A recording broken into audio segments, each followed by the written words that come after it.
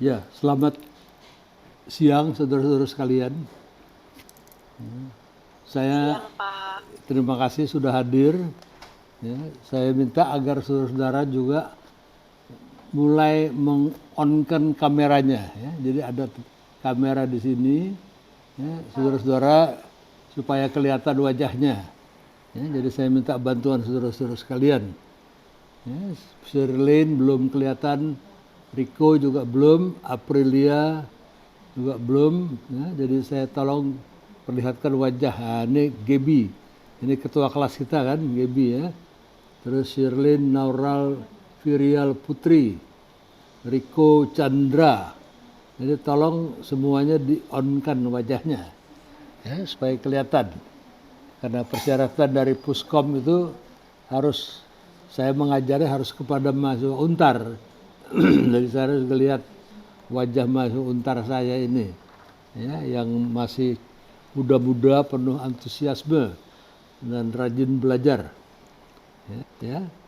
Oke, ada pertanyaan kira-kira sebelum kita teruskan, sebelum kita lanjutkan dengan materi kuliah? Kalau ada silakan. Ya, bagi saya kuliah daring sama saja. Ya, tidak ada bedanya dengan kuliah dalam kelas. Saudara harus datang, hadir pada jam yang ditentukan. Terus kemudian ada buku wajib, apakah e-book, itu perlu karena nanti 80% soal ujian datangnya dari buku wajib tadi. Kemudian kasus-kasus juga banyak yang dari buku wajib. Ya, kemudian juga catatan-catatan, saudara mencatat seperti sebagaimana biasa kalau ada di kelas. Ya, kalau tidak ada, mari kita teruskan untuk kita bahas chapter 4 ini.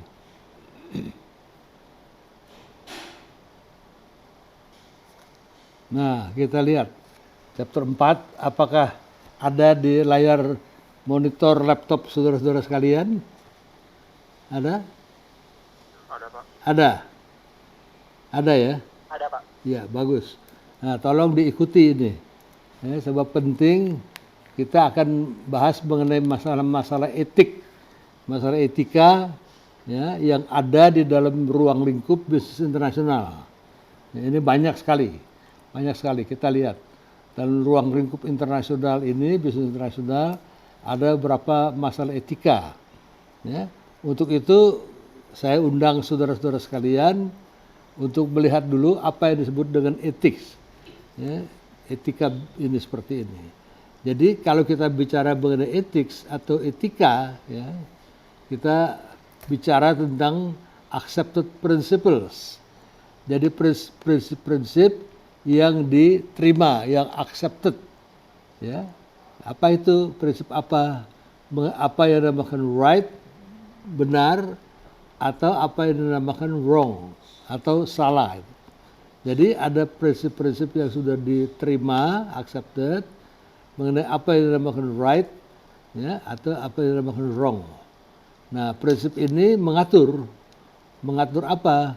Prinsip ini mengatur ya, the conduct of a person, perilaku seorang orang perorangan, ya, atau the members of a profession. Saya kasih contohnya, atau the actions of an organization. Ya, jadi kita lihat apa itu conduct of a person, ya, perilaku orang perorangan. Ya, itu diatur oleh suatu prinsip-prinsip etis ya, yang bersifat right atau bersifat wrong. Ya, misalnya perorangan apa? Saya dosen, ya, saya berpendidikan sampai S3, saya guru besar, profesor. Ya, jadi ada prinsip-prinsip di mana saya tidak boleh berlaku sembarangan. Ya, saya harus menghargai, ya, artinya profesi saya sebagai dosen, ya, sebagai guru besar. Jadi saya tidak boleh sembarangan.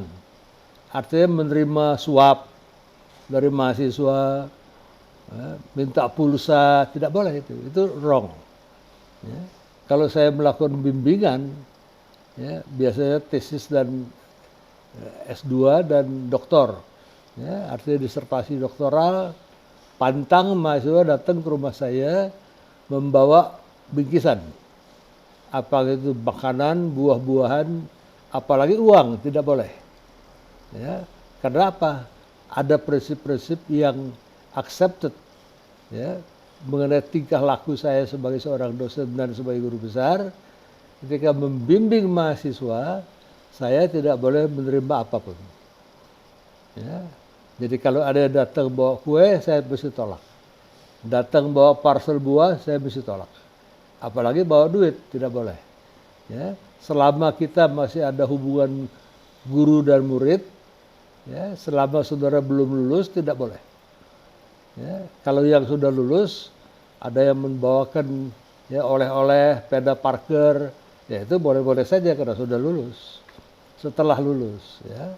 Jadi kalau yang S3 juga setelah lulus, ya mereka berikan saya oleh-oleh, itu tidak apa-apa. Karena hubungan saya dengan dia sudah bukan lagi hubungan guru dan murid. Ya, jadi selama masih ada hubungan guru dan murid, itu tidak boleh menerima apa-apa. Itu adalah prinsip-prinsip etika ya, yang saya rasakan ya, sebagai prinsip yang baik ya, dan yang tidak baik yang mengatur conduct of a person, perilaku dari seseorang. Saya seseorang, person. Dan itu adalah perilaku saya. Itu adalah etika yang saya ya, junjung tinggi selama saya menjadi dosen dan selama saya menjadi guru besar. Yang kedua, members of a profession. Ya, katakanlah saudara bukan sarjana manajemen, tapi saudara menjadi dokter. Ya, saudara menjadi dokter, ya, saudara dilantik menjadi anggota IDI, Ikatan Dokter Indonesia. Nanti saudara akan ada sumpah Hippocrates. Ya, dan nanti ada semacam ya, di antara para dokter ini ada suatu katakanlah prinsip etika yang mana yang baik dan mana yang buruk. Ya, kalau saudara sebagai dokter datang ke dokter lain, saudara berobat, ya, atau kemudian saudara mengobati seorang dokter lain, di situ ada semacam brotherhood, ya, ada semacam ya, suatu perikatan persatuan para dokter, ya, di mana para dokter itu adalah menganggap sesamanya sebagai kolega, sebagai sejawat, sebagai saudara. Jadi kalau ada dokter datang ke tempat praktek saudara sebagai dokter lain, ya, kalau dia bayar, saudara harus tolak. Saudara tidak akan menerima uang pembayaran dari sesama kolega dokter. Itu salah satu. Ya, kemudian saudara menjadi anggota IDI. Nah, sebagai anggota IDI, ya, ada kewajiban lagi. Conduct ya, of a member of a organization, profession. Saudara sebagai dokter anggota IDI, ya, harus menjunjung tinggi, misalnya, ya, apa yang dikatakan oleh Ikatan Dokter Indonesia, polisinya, yaitu mendahulukan pasien daripada diri sendiri. Ya, jadi harus mendahulukan kepentingan pasien daripada kepentingan diri sendiri. Kalau saudara member dari Ikatan Akuntan Indonesia, nah saudara juga dalam melakukan auditing segala macam, pembukuan, saudara terikat oleh ketentuan Ikatan Akuntan Indonesia. Ya, jadi tidak boleh misalnya memalsukan buku-buku laporan keuangan. Nah, itu adalah the conduct ya, of a person, ya, members of a profession. Sama juga an action of an organization. Jadi organisasi itu begitu. Ya, organisasi sosial seperti Buddha Cusi misalnya. Ya, itu juga satu organisasi yang sangat mementingkan etika. Artinya uang sumbangan itu semata-mata diserahkan kepada para mereka yang berhak. Jadi Buddha Suci tidak akan mengambil sebagian ya, dari sumbangan orang untuk membayar misalnya gaji karyawannya. Ada karyawannya. Suci itu punya organisasi. Ya, ada karyawannya. Ya, misalnya untuk apa? Untuk mengurus organisasi kan ada orang. Nah, ada juru tulis, ya, ada yang mengatur duit. Nah, mereka jualan lagi. Mereka jualan teh, jualan buku-buku dan sebagainya yang dibeli, kemudian uangnya dipakai untuk biaya kegiatan-kegiatan karyawan. Lain misalnya PMI. Nah, kalau PMI itu ya kira-kira 80% sumbangan dari masyarakat itu dipakai buat membayar gaji karyawan. Jadi ini aneh ini. Hanya 20% untuk menyumbang kepada mereka yang membutuhkan. Misalnya ada gempa bumi, banjir. Jadi PMI itu selalu kekurangan dana karena hanya 20% disediakan. 80% untuk apa? Untuk karyawan. Ya, jadi kalau kita nyumbang misalnya 1.000, ya 800 itu bayar karyawan mereka. Oh, saya nggak mau lagi, saya nggak mau nyumbang karyawan PMI. Ya, kalau orang mendapatkan kemalangan, bencana, kita sumbang, menurut saya wajib. Tapi 1.000 misalnya. Tapi 1.000-1.000-nya mesti masuk ke ya, orang yang menerima itu yang wajib. Tapi ini tidak, hanya 200 yang dipakai buat nyumbang. 800 dipakai apa? Untuk kantongnya para karyawan. Jadi saya malas kalau nyumbang PMI gara-gara begini. Itu adalah the action of an organization. Jadi sekarang itu apa sih etika bisnis? Nah, kalau etika bisnis ya adalah accepted principles, sama ya prinsip-prinsip yang sudah di-accepted, ya mana yang baik, mana yang buruk. Ya, tentang apa? Kalau tadi the conduct of a person, ya sekarang the conduct of business people. Jadi business people itu ya, diatur. Nah, itu adalah business ethic. Menurut saya, ya business ethic itu hampir selalu sama dan sebangun, kongruen dengan etika yang berlaku di masyarakat. Kita lihat masyarakat Indonesia ya masih suka melakukan artinya pat-pat gulipat. Ya. Nah, misalnya mau ngurus KTP ya buru-buru selesai, kasih uang rokok. Nah, itu masyarakat kita masih begitu. Jadi etika bisnis ya, sesuai, kongruen, sama dan sebangun dengan etika masyarakat. Jadi ketika masyarakat itu main gampang saja, ya kasih uang suap, kasih uang kopi dan uang rokok dan sebagainya. Nah, business people juga nurut-nurut begitu. Jadi yang harus disembuhkan, harus diperbaiki adalah etika masyarakat dulu. Ya, seperti di Singapura. Nah, etika masyarakatnya sudah baik. Jadi etika pejabat negaranya, aparat sipil negaranya, aparat polisinya juga tidak bakal gampang-gampang ya, melenceng. Nah, kenapa? Business ethic di sana juga harus mengikuti etika masyarakat, yaitu apa? Anti suap. Nah, ini yang saya sampaikan ya kepada saudara-saudara sekalian. Kalau ada pertanyaan, silakan. Saya tunggu. Ya, nah, itu mengenai business ethic. Jadi business ethic itu sahabat dan sebangun dengan etika masyarakat. Kalau etika masyarakat masih kedodoran di bidang etis dan etika, ya, pelaku bisnis juga begitu, mengikuti saja. Kan ada pepatah, ya, kalau misalnya guru kencing berdiri, murid kencing berlari. Ya, lihat gurunya kencing berdiri lah, ya, terus muridnya ikut-ikut kencingnya berlari-lari. Ya, jadi di situ kita lihat ada panutan-panutan. Jadi panutan bisnis etik ialah apa? Ialah masyarakat itu sendiri. Kalau masyarakat sudah tidak mau korupsi, etika bisnis juga pasti akan juga bersih dari masalah-masalah korupsi seperti itu. Ya, inilah yang ingin saya sampaikan kepada saudara-saudara sekalian. Ya, kalau ada pertanyaan silakan. Nah, sekarang apa sih yang paling relevan kalau kita bicara di ya, perusahaan-perusahaan internasional, perusahaan-perusahaan multinasional? Ya, yang most common, yang paling menonjol, ya, isu-isu ethical di dalam bisnis internasional, misalnya ya, employment practices, ya, praktek-praktek artinya employment, pekerjaan.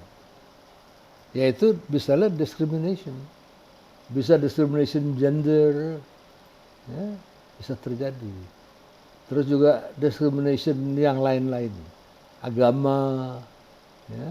Oh kalau sekarang ini jadi masalah, ya, di DKI dulu ya, gubernurnya harus yang seiman. Nah makanya ada gubernur dulu yang tidak seiman, minoritas kalah. Ya, sekarang ini terjadi. Ya, terus ada di suatu sekolah OSISnya, diharapkan ketua OSISnya harus seiman. Jadi kalau yang tidak seiman jangan dipilih. Nah ini diskriminasi sebenarnya. Ya, dan ini akan tambah luas lagi. Ya, di Saudi Arabia dulu, ya kalau misalnya ada perusahaan multinasional mau mengirim dari Amerika misalnya kantor pusatnya seorang kepala cabang, ya nomor satu yang tidak boleh dikirim adalah mereka yang berasal backgroundnya adalah Yahudi. Kalau orang itu Yahudi, ya artinya etnis Yahudi, sampai tua pun nggak bakal dapat izin ya untuk bekerja di Arab Saudi. Kedua, perempuan, ya sepintar apapun perempuan tidak boleh kerja. Perempuan harus ada di rumah dulu, ya dulu. Sekarang ada perbedaan-perbedaan juga sudah banyak ada, ya artinya perubahan sikap dari Kingdom of Saudi Arabia.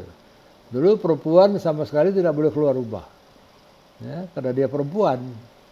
Ya, lalu dia mau keluar rumah harus disertai artinya abangnya, adik laki-lakinya, atau bapaknya. Perempuan tidak boleh nyetir mobil, betapapun pintarnya dia tidak boleh. Dan dia tidak boleh kerja di luar rumah. Ya, tidak boleh bekerja di kantor. Saya dulu punya mitra dagang di Arab Saudi.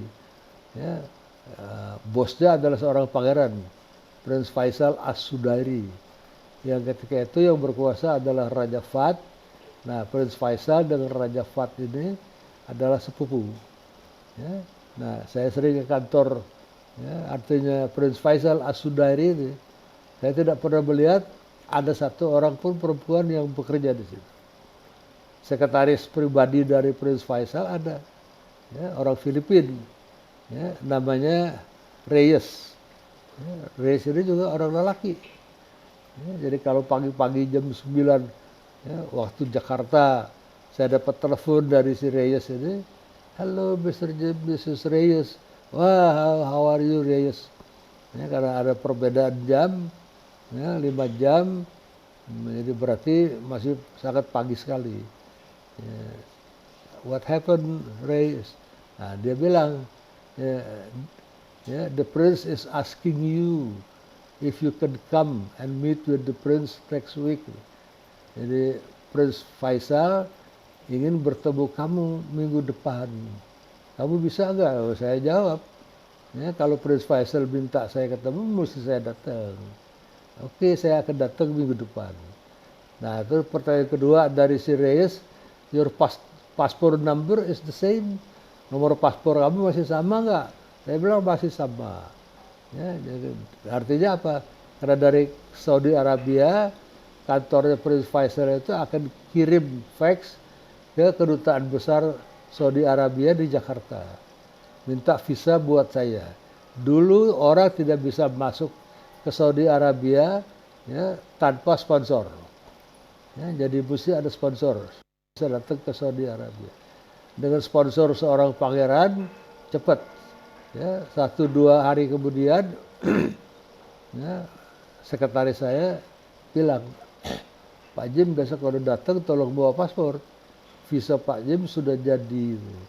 Jadi besoknya saya bawa paspor. Nah, paspor diurus oleh protokol, bagian protokol, datang ke Kingdom Embassy, nah, dicap visa saya. Itu yang terjadi. Ya, jadi tidak ada perempuan. Reyes yang menjadi personal secretary juga laki-laki. Buat saya itu semacam gender bias. Ya, kan kita setuju perempuan laki harus punya kesempatan yang sama. Tapi tidak demikian di Arab Saudi. Dulu, sekarang saya kira udah ada banyak perubahan, ya, di tangan Pangeran Salman. Ya, Pangeran Muhammad bin Salman itu, MBS. Ya, karena beliau ingin menciptakan suatu Arab Saudi yang modern outlooknya. Jadi sekarang perempuan boleh keluar, boleh menyetir, ya, perempuan boleh masuk tentara, perempuan boleh nonton bola, perempuan boleh keluar negeri tanpa pendamping. Dulu nggak boleh. Ya, ini yang terjadi. Itu adalah ya, discrimination karena gender, employment. Kedua, isu yang kedua adalah human rights, ya, mengenai hak asasi manusia. Misalnya apa? Minimum wage, ya, upah minimum. Kalau lebih kurang dari situ dianggap apa? Melanggar hak asasi. Manusia bekerja, ya, tidak boleh disepelekan. Tetap harus dikasih gaji yang minimum kebutuhan mereka berapa. Jangan sampai terlalu di bawah itu. Harassment itu melanggar. Harassment itu apa? Biasanya perundungan, ya, perundungan seksual. Banyak di Amerika itu terjadi. Ya, banyak. Donald Trump saja sudah menghadapi berapa kali gugatan-gugatan disembunyikan, disumpal mulut orang perempuan itu, dikasih duit banyak, jadi mereka tidak bunyi. Nah, nanti mereka akan bicara deh setelah Trump tidak lagi menjadi presiden.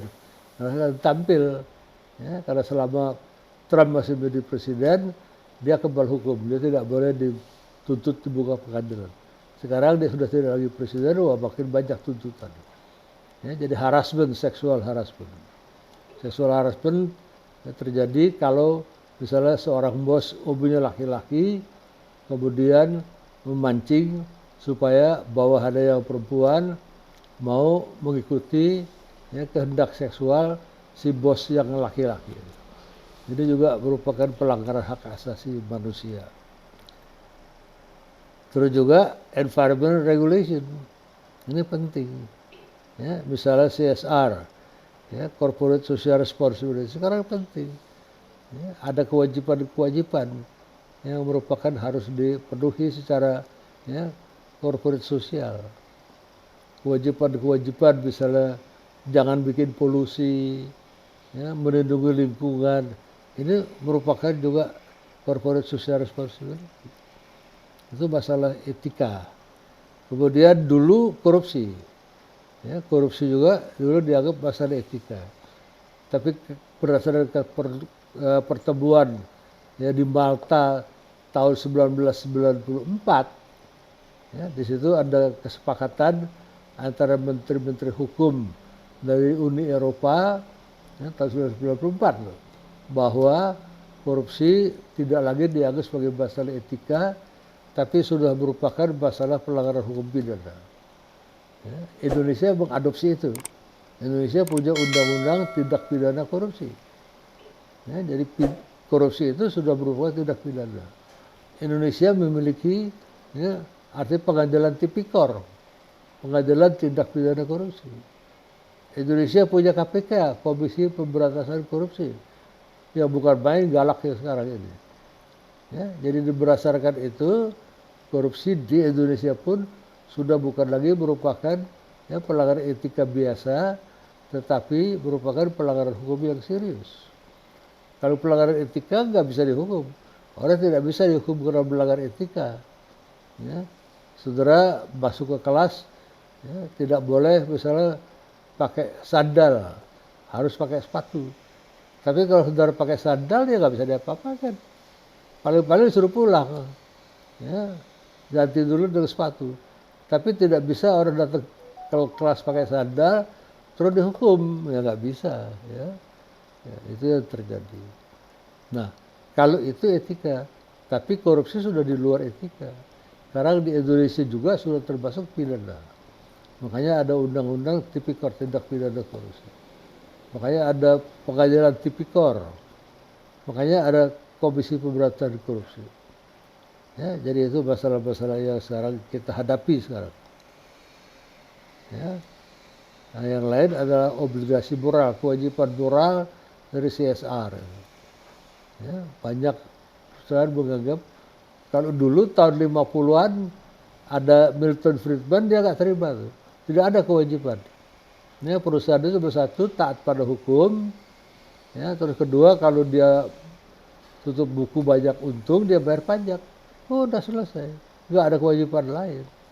Itu Milton Friedman, ya, seorang pemenang hadiah Nobel yang amat sangat terkenal. Ya, pandangannya masih sempit. Tidak ada kewajiban sosial. Nggak wajib. Yang penting dia taat hukum, kemudian dia bayar pajak, selesai. The business of business is business. Itu adalah bisnis dari orang bisnis. Ya bisnis saja. Tentang kewajiban sosial tidak ada urusan. Nah kita tahu pandangan ini terus berubah. Sampai sekarang adanya kewajiban yang namanya corporate social responsibility. Apa contohnya misalnya? Nah satu contoh, ya, kita lihat pabrik semen di Citerup. Di Citerup itu, ya, pabrik semennya sudah lama, sudah 30 tahun lebih, mungkin 40 tahun.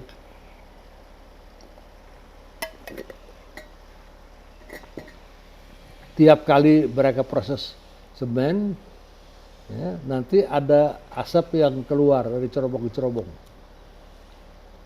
Asap ini jatuh ke genteng-genteng para pemilik rumah di sekitar situ, penduduk. Lama, bertahun-tahun, berpuluh tahun, akhirnya gentengnya tebal, ya, oleh polisi. Tidak ada genteng di Citerup yang bersih di sekitar pabrik semen. Polusi lingkungan. Ya, nah, oleh karena pabrik semen pada tertutup, ya, dengan abu, es dari semen dan sebagainya, nah terus timbul kewajiban sosial. Artinya apa? Pabrik semen itu harus berterima kasih bahwa rakyat sekitar situ, ya, tetap mengizinkan mereka beroperasi. Walaupun pabrik semen itu menimbulkan polusi yang luar biasa. Apa berterima kasihnya? Mereka bikin SD, ya, kelas 1, 2, 3, 4, 5, 6. Biaya operasi guru-guru dibayar oleh pabrik semen itu. Ya, sehingga demikian, ya, masyarakat situ yang punya anak, ya, terus tinggal masukin anaknya di sekolah itu tanpa perlu bayar. Dibayar oleh pabrik semen. Terus pabrik semen juga bikin puskesmas. Kalau ada yang batuk-batuk, sakit, ISPA karena polusi, atau malaria, atau influenza, datang ke puskesmas itu. Ada dokter, ada suster, ganti-gantian, ada obat suntik, obat makan, semua dibayar oleh pabrik semen. Ya, karena itu kewajiban pabrik semen. Terima kasih kepada rakyat sekitar dengan bikin sekolah, bikin puskesmas.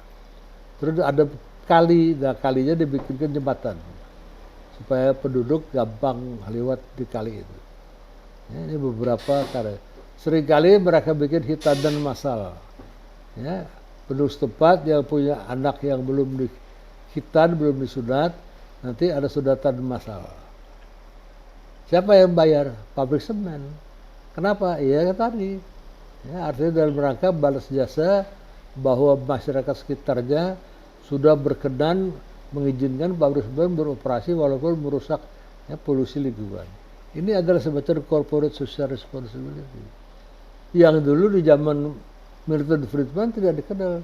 Jadi amat, pokoknya pabrik semen dapat untung, pabrik semen bayar pajak. Pemerintah, nah pemerintah yang ngurusin. Pemerintah perlu bikin puskesmas, ya pemerintah yang bikin dari pajak, selesai. Perlu bikin SD, ya bikin aja SD.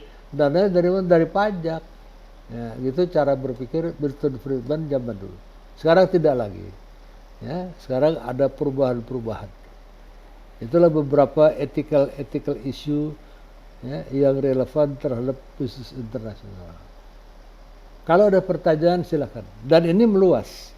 Ini meluas bukan cuma satu negara, tapi hampir semuanya. Ya. Kalau ada pertanyaan saya silakan.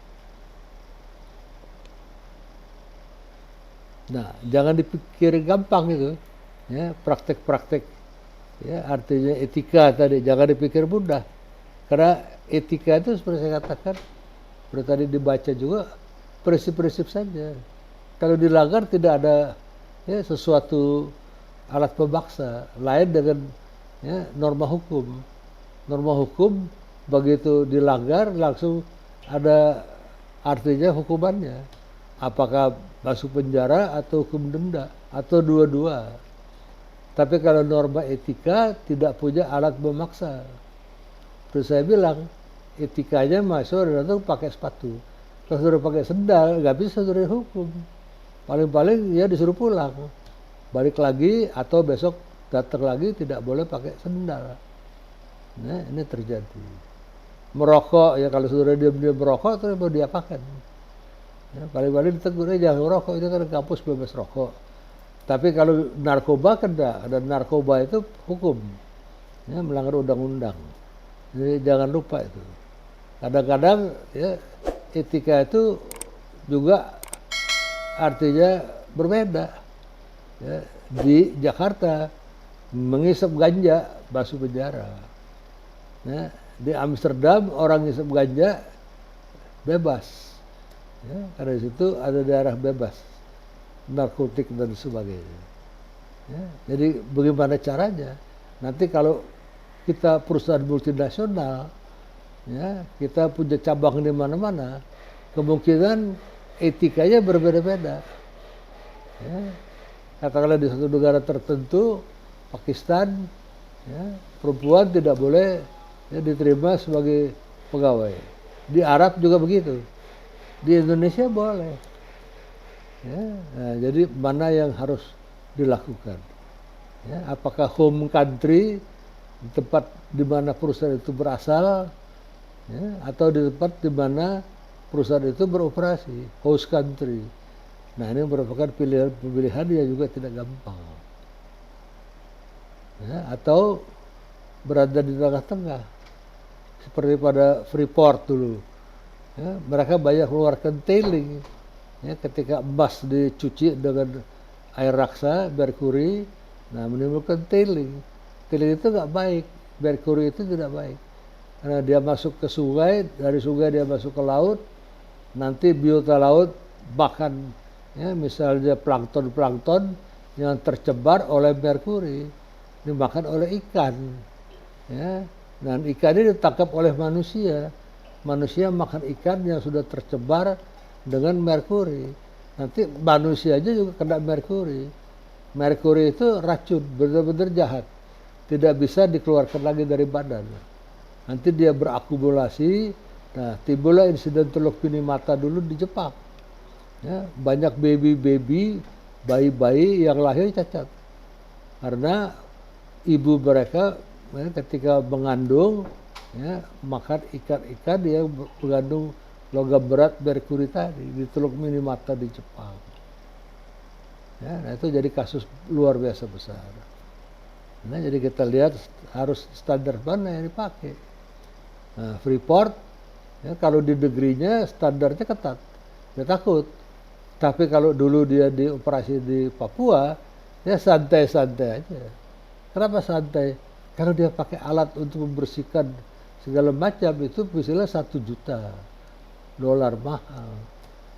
Ya, dia tunggu saja sampai dia ketangkap. Kalau ketangkap dia nego aja, paling denda 100.000, 200.000 udah selesai. Ya, jauh lebih murah daripada kalau dia pasang alat itu. Ya, inilah suatu pilihan-pilihan etika, ya, yang artinya mesti kita lakukan. Ya. Terus juga human rights. Ya, bagaimana human rights? Human rights itu ada terdiri dari 4 freedom. Freedom of association, ya, kebebasan untuk berserikat, ya, freedom of speech, kebebasan untuk bicara, freedom of assembly, ya, kebebasan untuk juga berkumpul-kumpul rame-rame, freedom of movement. Orang bisa bergerak di mana saja. Nah, di Indonesia ini nggak gampang, ya, nggak gampang. Ya, kebebasan untuk berasosiasi zaman kita agak mendingan, ya, sekarang ini. Di zaman Soeharto nggak bisa. Saudara kalau wartawan mesti anggota PBI. Ya, ada anggota Asosiasi Jurnalis Indonesia, ya, tapi dianggap tidak sah di mata rezim Soeharto. Jadi mereka yang menjadi wartawan anggota AJI, nanti perusahaan surat kabarnya Kompas, Tempo didesak untuk apa? Memecat saudara. Kenapa? Saudara berani-beranian masuk AJI. Ya, saudara harus masuk PBI, nah PBI itu diakuin. Tidak ada kebebasan berserikat. Ya, tidak ada zaman Soeharto itu. apalagi freedom of speech. Ngomong sembarangan tidak ada dasar masuk penjara, hilang. Kritik-kritik Soeharto hilang, ya pasti itu terjadi. Freedom of assembly begitu juga, freedom of movement, tidak bisa. Kita diberikan sistem KTP, ya, sistem KTP itu jarang ada. Amerika tidak ada KTP, Belanda tidak ada, Australia tidak ada, Jepang tidak ada. Ya, jadi kita mau pindah sehari 10 ya, lokasi nggak apa-apa. Kita tidak bisa sekarang. Kita punya KTP katakanlah Jakarta Barat, ya, kecamatannya katakanlah Kedoya. Terus mau keluar pindah di Jakarta Barat lagi, ya, katakanlah ke Grogol, ya tidak bisa. Biasanya ada surat pengantar. Ya, terus KTP saudara diganti. Selalu saudara punya KTP untuk membuktikan. Ya, tidak ada freedom of movement. Kalau saudara orang Jepang hari ini mau pindah ke apartemen di Tokyo Barat, besok pindah ke Tokyo Utara, dan segala macam bebas. Ya, kita tidak bebas. Di Belanda juga begitu. Ya, di Amerika pun sama keadaannya. Ya, jadi ini adalah masalah-masalah yang juga harus dipecahkan. Ya, karena masalah human rights kita masih agak ketinggalan. Ya, terus terang. Nah, beberapa negara memang human rights itu sama sekali tidak diakui. Zaman Orde Baru apalagi. Ya, kalau mau kerja mesti punya surat bebas G30S, tidak bisa bekerja. Ya, jadi yang terjadi. Kalau saudara ya misalnya warga negara keturunan Tionghoa, ya, terus masuk tentara, tentu saudara susah sekali untuk menjadi jenderal. Paling tinggi pangkatnya kolonel. Ya, dan kalau saudara bikin paspor, ya, saudara tidak bisa seperti sekarang. Datang pakai ya, KTP, ya, terus KK, fotokopi KK, langsung bisa bikin paspor. Dulu tidak bisa.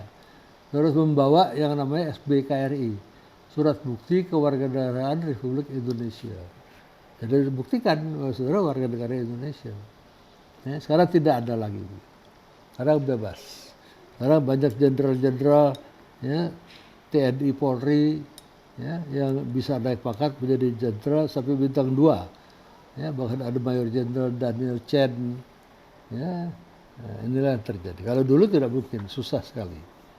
Karena ada semacam pembatasan begitu. Ya, sekarang ini order reformasi.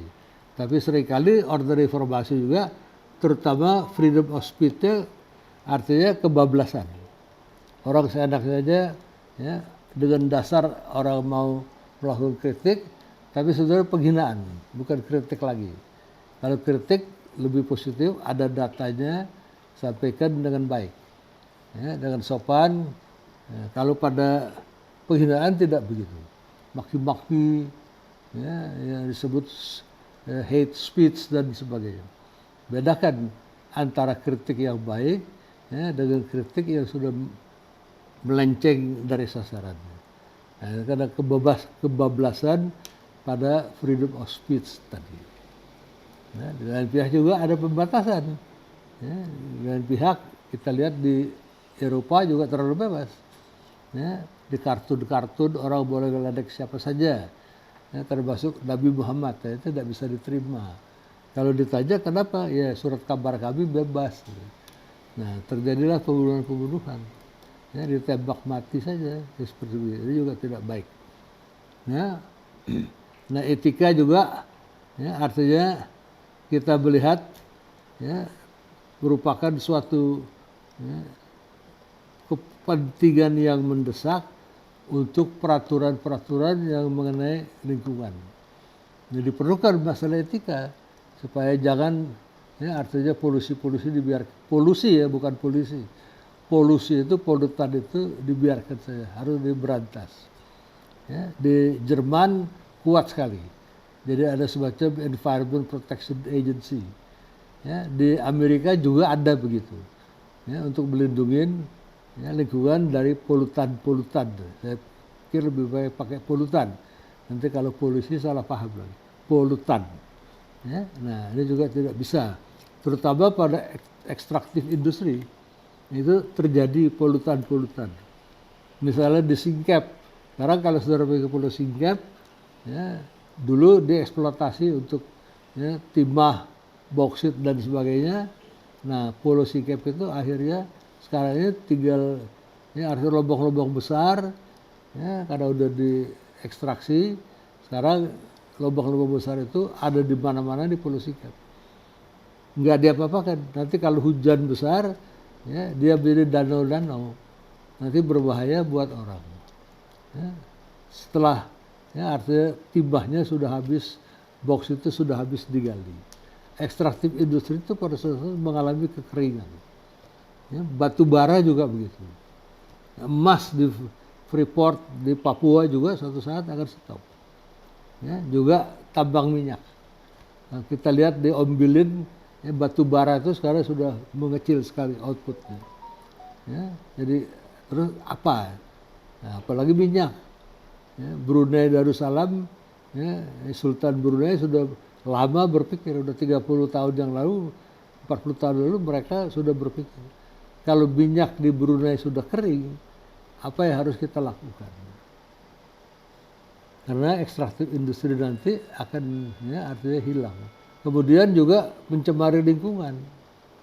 Nah, ini apa yang harus dilakukan? Nah, ini adalah etika-etika ya, terkait dengan ya, regulasi lingkungan.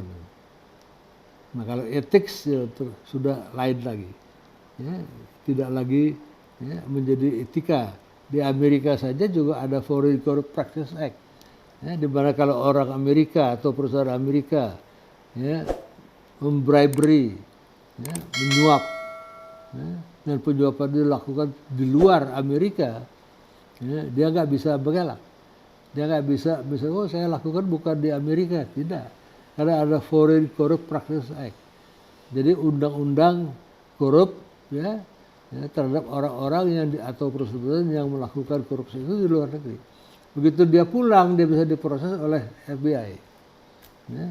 Dulu ada lakinya, suaminya Sofia Lachuba, ya, Michael Villarreal. Ya, dia nyuap seorang penjabat dari Kementerian Pertanian supaya bisa mengizinkan, ya, artinya penanaman kapas GMO, ya, genetically modified organism. Di Amerika tidak boleh, ya, di Amerika dilarang. Nah, jadi dia tidak bisa bikin percobaan di Amerika. Akhirnya bikin percobaan di mana? Di Indonesia, di ujung pandang. Dia suap 50.000, penjabatnya terima lagi, kurang ajar itu. Nah, ketika Michael Villarreal pulang ke Amerika, dia dituntut. Dia dipenjara 3 tahun. Ya, penjabat Indonesia bebas saja. Sekarang sudah meninggal. Itu terjadi ketika zaman Presiden Habibie dulu. Ya, jadi Amerika memiliki Foreign Corrupt Practices Act. Walaupun dilakukan di luar Amerika terkena. Ya, jadi kita lihat di sini, ya, tidak gampang. Juga di negara-negara OECD, ya, dianggap sebagai criminal offense. Ya, ini terjadi. Nah, ini menjadi masalah besar sekali.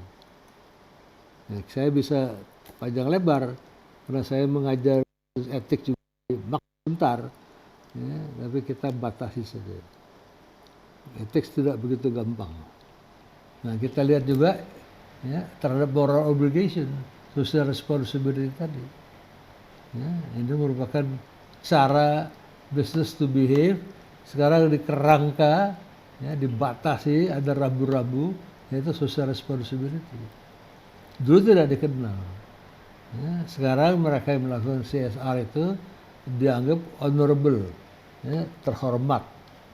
Ya, nah, itu yang dilakukan sekarang. Ya, dulu tidak lagi seperti itu. Nah, selalu ada ethical dilemma. Ya, dalam hidup kita sering mengalami itu. Dokter juga seringkali menghadapi dilema. Misalnya apa? Sederhana saja. Kalau seorang perempuan muda, seorang ibu muda, hamil, kemudian dia sakit, ya, kemudian dokter harus memilih antara menyelamatkan si ibu menyelamatkan si anak yang masih dalam kandungan. Kalau salah satu mesti dikalahkan. Kalau enggak, dia meninggal. Kalau anak diselamatkan, ibu meninggal. Kalau ibu diselamatkan, anak meninggal. Bisa terjadi. Nah, sebagai seorang dokter, apa yang saudara harus lakukan? Ini terjadi.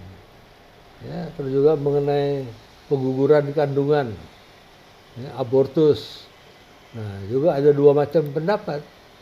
Ya, yang satu mengatakan teori abortus provokatif terapeutis, ya, artinya di tangan dokter ahli, ya, dipandang perlu kandungan itu digugurkan supaya si ibu selamat.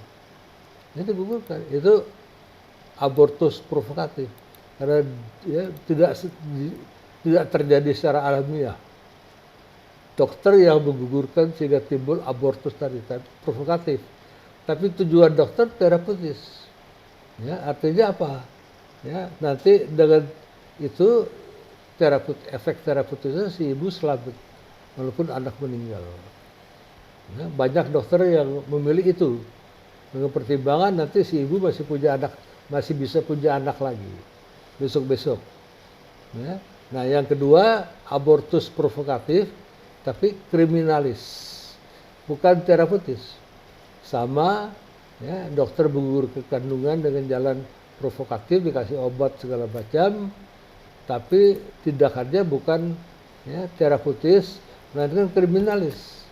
Misalnya si perempuan belum menikah, karena dia belum menikah, dia malu kalau dia punya bayi di luar pernikahan. Ya, jadi dia datang ke dokter yang bersedia menggugurkan kandungan. Tapi bukannya terapeutis untuk pengobatan, melainkan motifnya kriminal. Ya, nah jadi kita bedakan abortus provokatus kriminalis yang tidak boleh dengan abortus provokatus, ya, terapeutis yang diizinkan oleh dunia kedokteran. Nah, itu beberapa ethical dilema yang tidak gampang untuk dipelajari, dipahami, apalagi harus dipilih. Dokter kadang-kadang suka begitu. Kadang-kadang juga kita lihat, ya, ada managers yang behave unethically.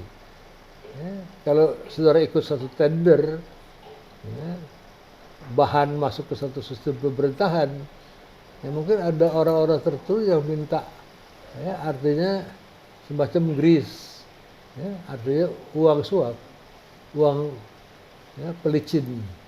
Grease itu kan pakai apa namanya, ya,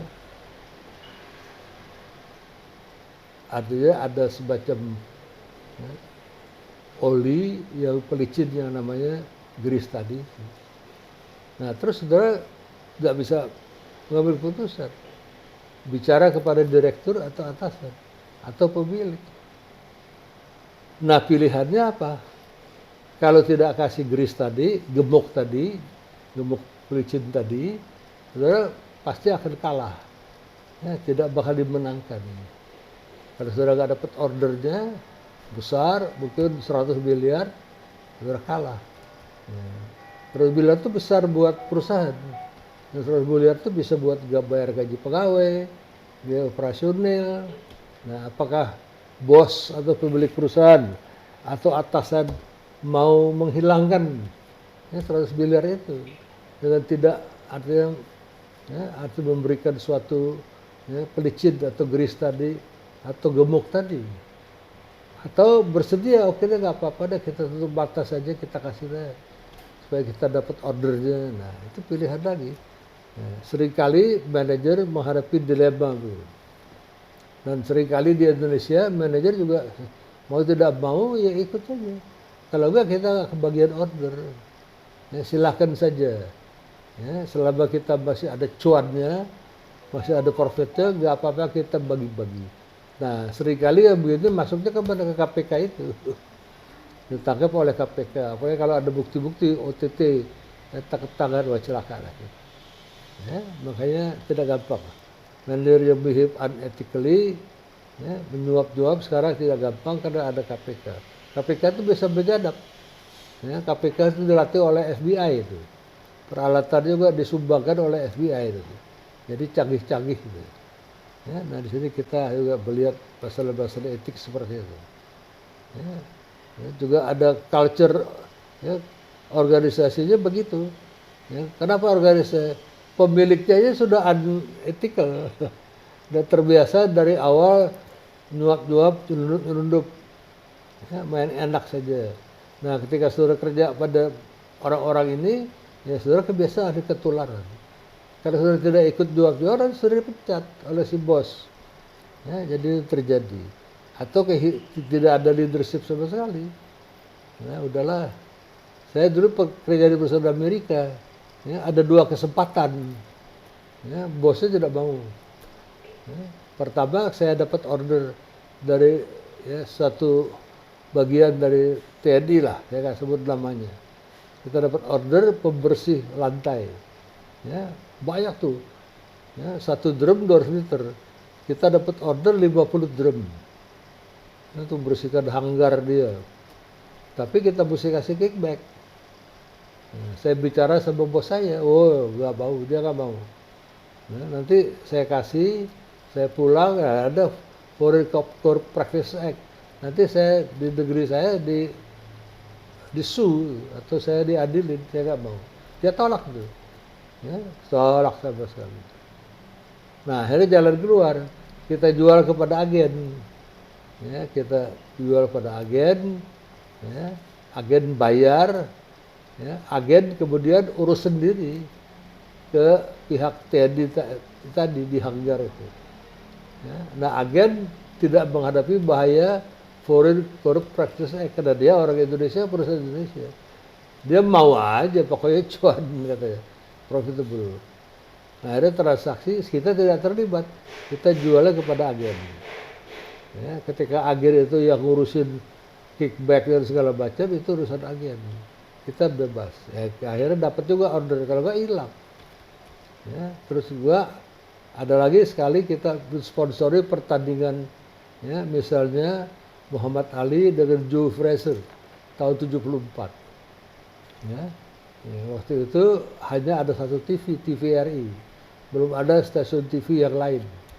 Ya, jadi kita bisa dapat tuh jadi sponsorship, kita bayar mahal, kita bersedia bayar, kita oke deh, karena kita adalah ya arti pemasang iklan nomor 2 di Indonesia setelah Unilever. Unilever tambah besar, kedua kita setelah itu, jadi kita bersedia ikut. Nah, tetapi ada permintaan dari pihak sana lah, ya, pihak sana minta bayar 50.000. 50.000 besar ketika dolar baru 300-an. Bos saya nggak mau lagi, nggak mau. Dia nggak mau kickback begitu. Ya, akhirnya gimana? Advertising agency yang ngatur. Ya, advertising agency kita ya, bisa mengatur. Dia bilang you pay to us, ya, semuanya dah. Ya, perkara kickbacknya we will handle from there. Jadi selama bos tidak terlibat, bos setuju. Bos tidak ikut-ikutan. Jadi kita berhasil menjadi sole sponsor pertandingan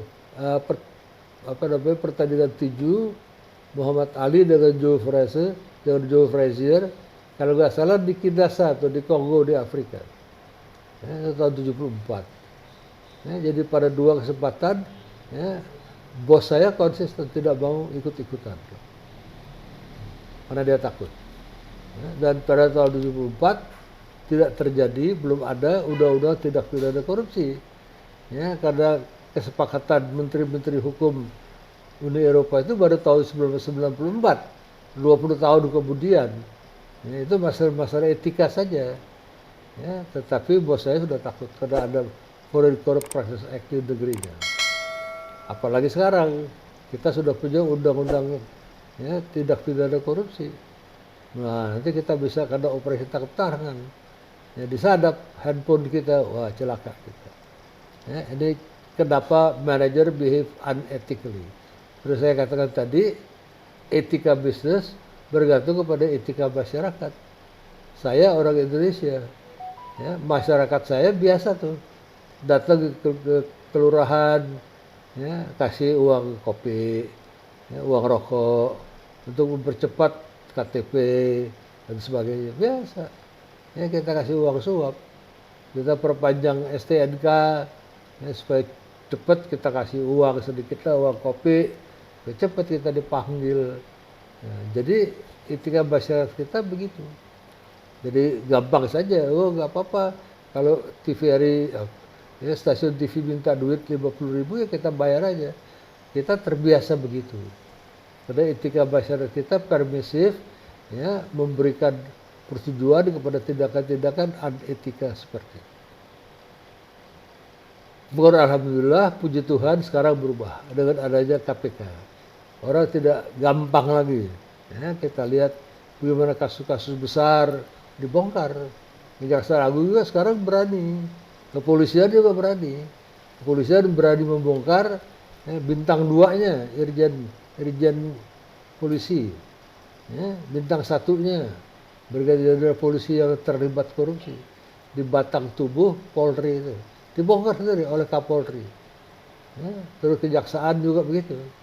Ya, dia aktif sehingga kenalah kasus, ya, asuransi Jiwasraya. Sekarang kasus Asabri lagi.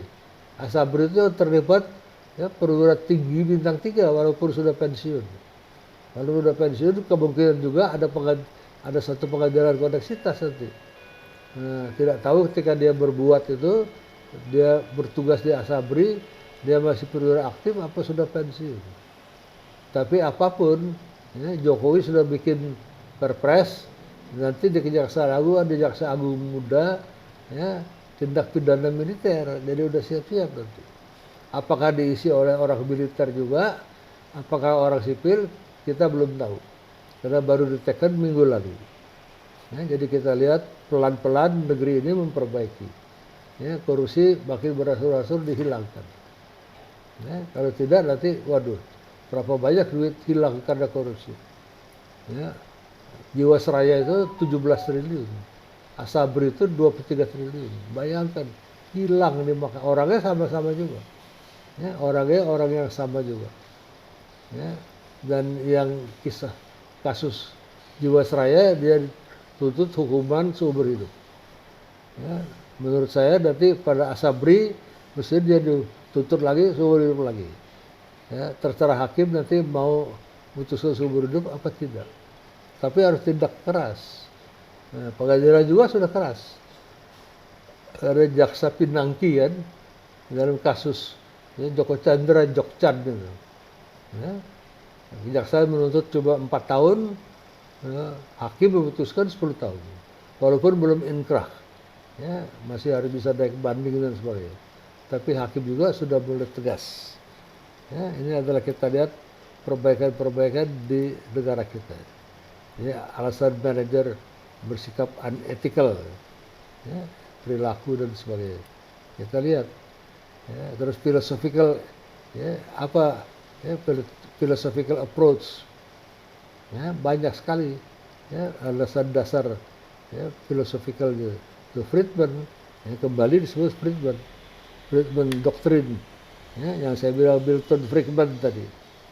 Ya, Friedman tidak mengenal, ya, artinya only social responsibility of business is to increase profit.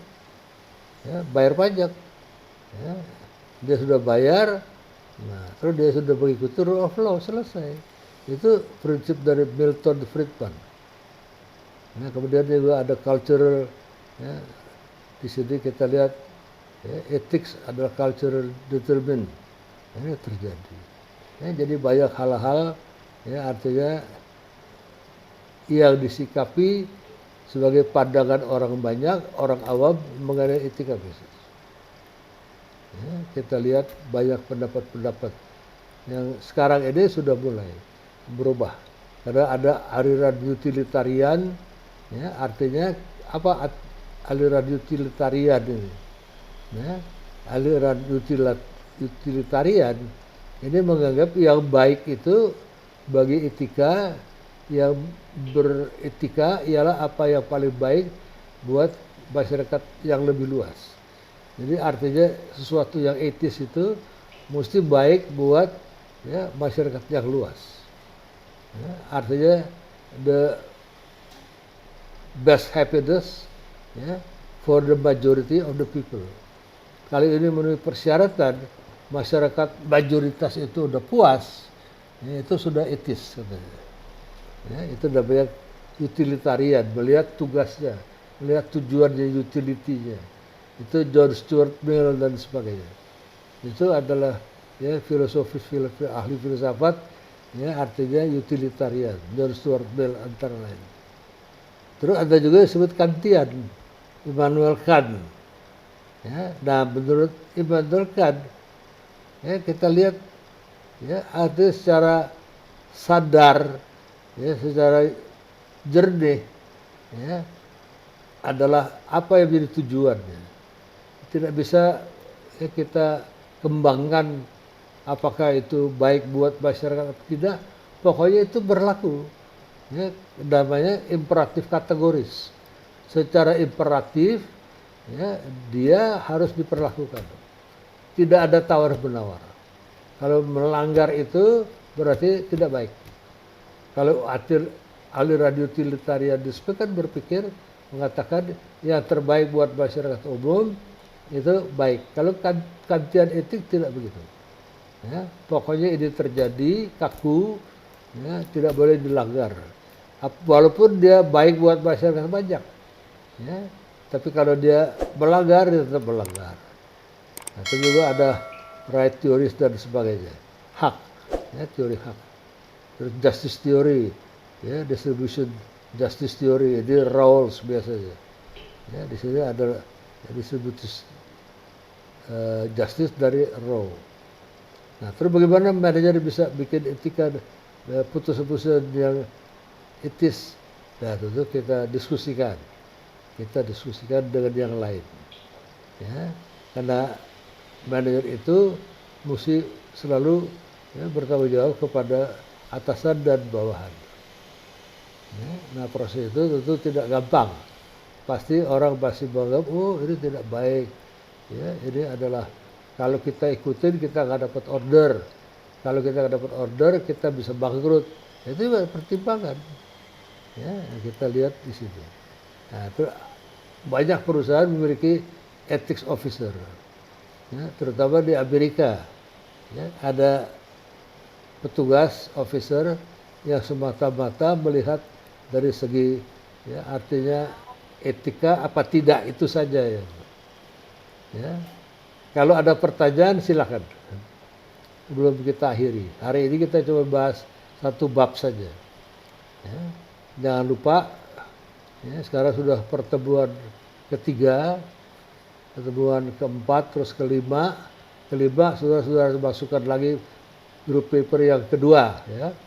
Jangan lupa itu. Terus nanti tahu-tahu UTS. Ya, setelah pertemuan ketujuh kita akan masuk ke UTS. Jadi baik-baik saja baca buku boleh dari sekarang, ya, gampang. Ya, kalau UTS dan UAS individual, ini individual. Makanya nanti ya, saya minta saudara bikin WA group. Ya, nanti ada ketua kelasnya. Nanti ujian itu hard copy-nya dikirim ke ketua kelas. Ketua kelas tampung, terus besoknya dikirim ke kantor saya. Mereka yang tinggal di luar Jakarta, ya, misalnya di Padang, di Medan, di Palembang, Pontianak, harus mengatur waktu kapan, saya kira paling sedikit 3 hari, mulai dari kota-kota itu kirim ujian akhirnya ke Jakarta, ke ketua kelas. Ketua kelas kumpulkan, bikin catatan, nah, jadi besoknya kirim ke saya. Ketua kelas mesti punya catatan. Ya, apa nantinya? Ada yang klaim, oh saya sudah kirim.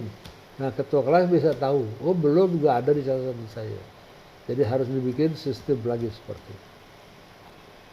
Kalau ada pertanyaan silakan. Saya kasih waktu 2 menit ya untuk bertanya.